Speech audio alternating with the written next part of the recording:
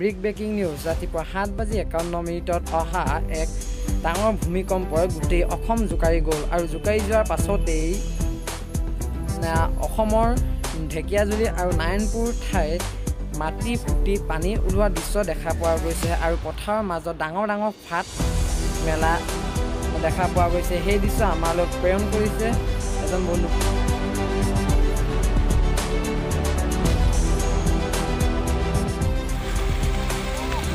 ভূমিকম্পত পানী লাগিছে না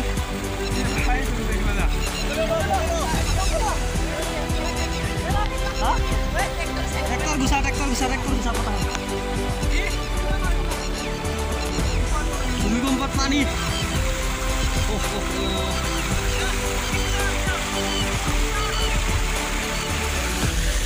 কি পানী ওলাইছে হা